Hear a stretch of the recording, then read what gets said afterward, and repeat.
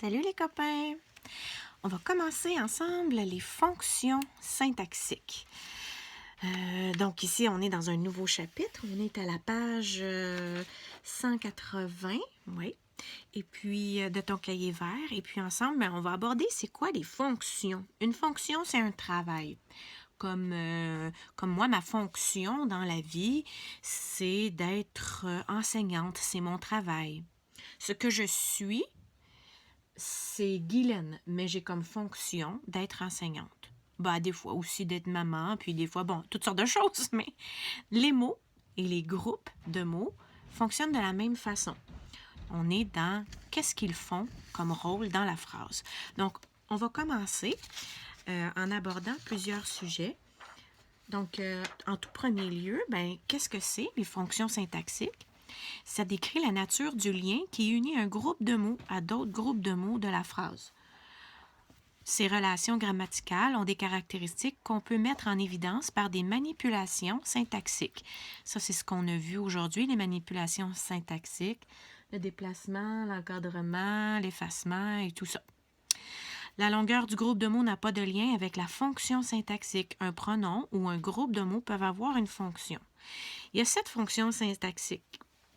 Et puis, il y a 7 rôles que peuvent jouer les groupes de mots dans une phrase.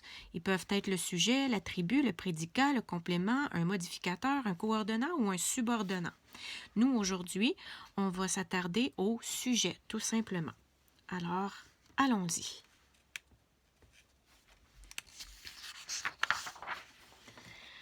La fonction sujet.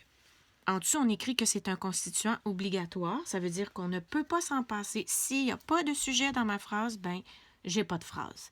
Alors, ensemble, on va prendre nos notes. On est à la page 182.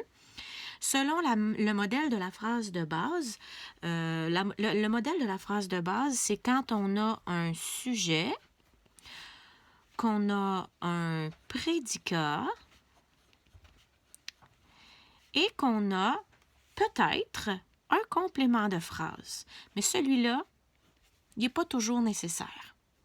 Donc, le sujet est l'élément obligatoire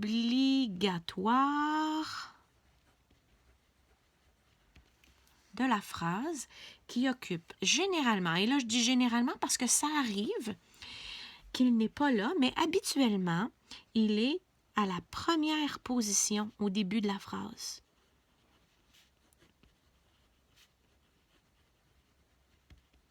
C'est comme ça qu'on le reconnaît. La fonction sujet, son rôle, qu'est-ce que ça fait le sujet? Le sujet, c'est lui qui va déterminer comment va s'écrire le verbe. Si le sujet, c'est le chevalier, le sujet va être à la 3e personne du singulier. Mais si le sujet, c'est les chevaliers, là, le verbe sera à la 3e personne, mais du pluriel cette fois-ci. Donc, la fonction sujet fait donc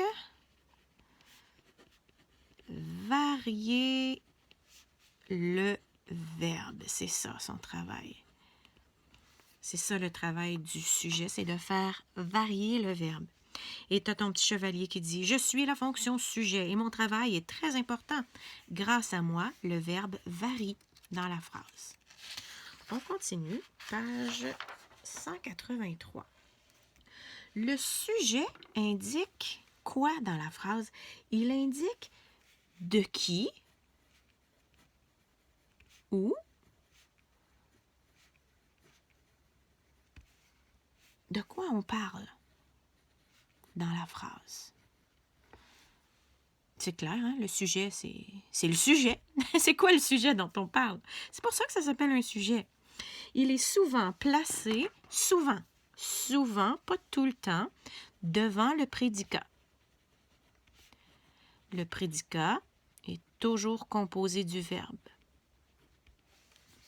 Il peut être composé d'un groupe du nom. Comme ici, la loutre nage vraiment bien. Qui est-ce qui nage vraiment bien? C'est la loutre. Ça, c'est mon sujet. Et il se trouve que mon sujet ici, c'est un groupe du nom avec un nom et un déterminant. As-tu remarqué, le sujet, je l'encadre toujours. Ça peut être aussi un pronom qui est sujet. Elle a survécu à la Première Guerre mondiale. Qui est-ce qui a survécu?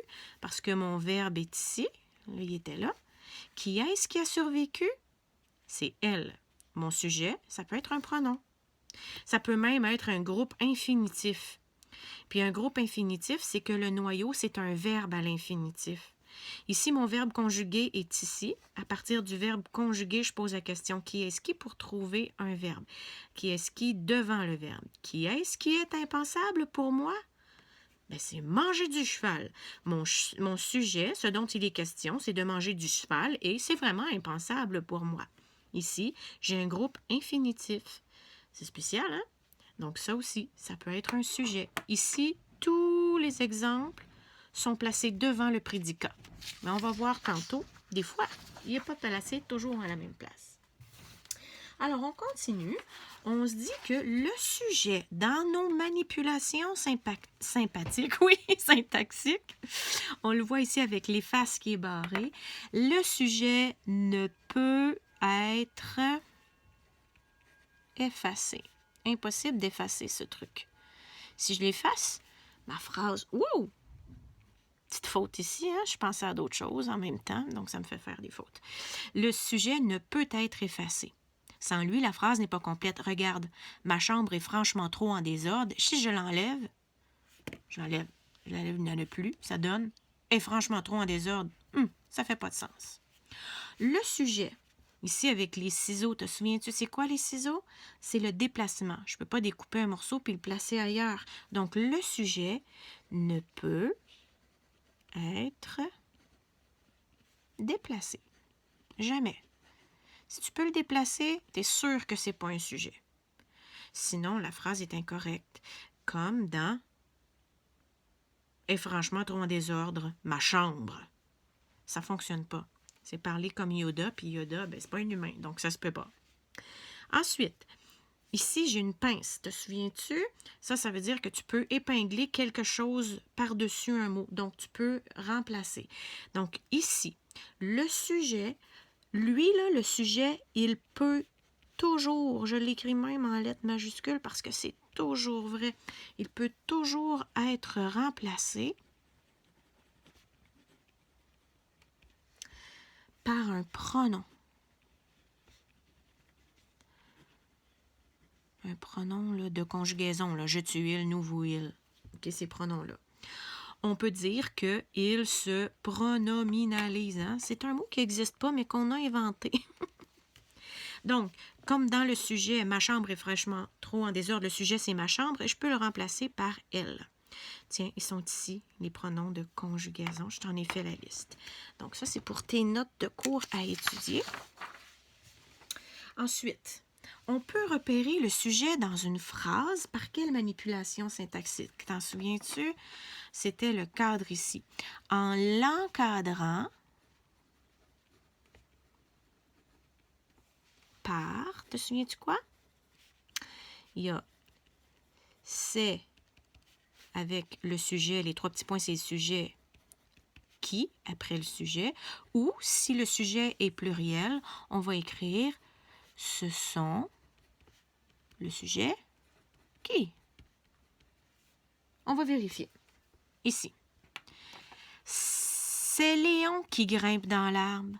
Entre le c'est qui se retrouve le sujet et inévitablement, je peux le pronominaliser. Tout ça, ça m'indique que Léon, c'est le sujet.